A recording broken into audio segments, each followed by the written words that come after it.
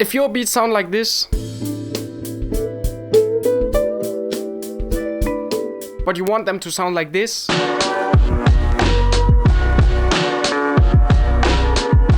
then let me show you the sauce. Before we can start, we need a sample.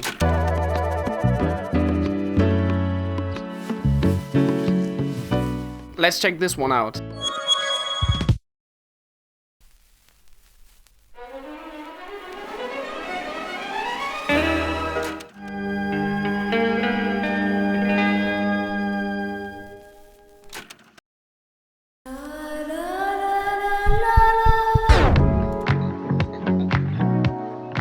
Chopping is where the magic happens. This is where we decide in which direction we want to go with the sample.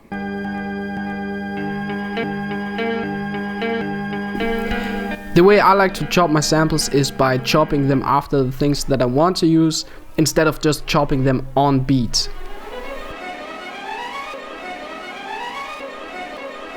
Now we can rearrange the sample into something new. First off, I'm pitching down the sample. I think this sounds pretty good. Next off, I'm testing out the different chops until I find something I like. I really like these two chops, so I'm just gonna repeat them.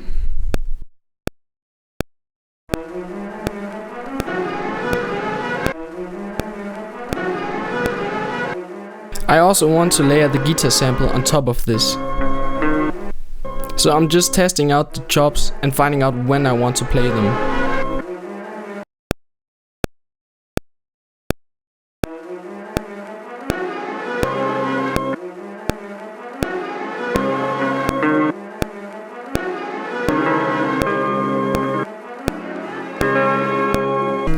And lastly, I want to layer the third sample. I think I want to use these chops.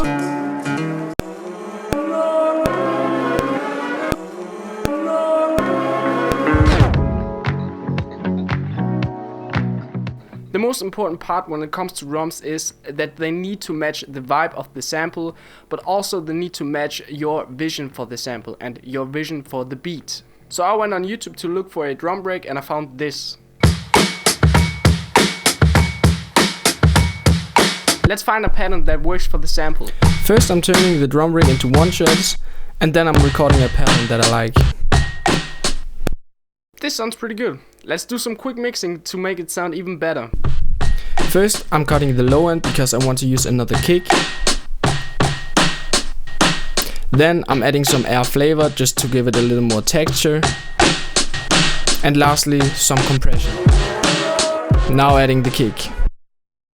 After adding the drums, I felt like pitching down the whole beat.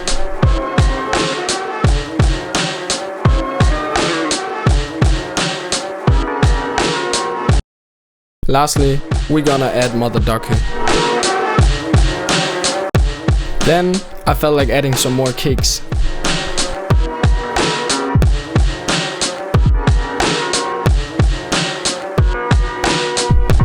To give it that old school feel, I'm cutting the high frequencies. The bass is the glue between the drums and the sample. This is what puts everything together. With the bass, you could either go ahead and support the sample, but you could also go ahead and play around the sample and add a new layer of groove to the beat. But I will just support the sample, like this.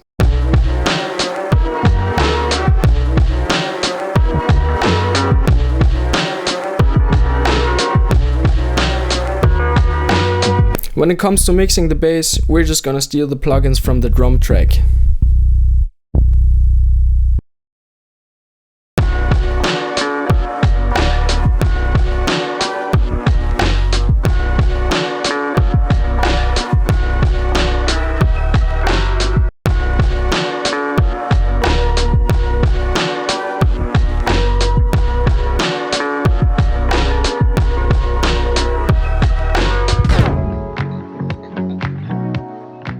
So we're almost there, just some quick mastering and we get the beat done.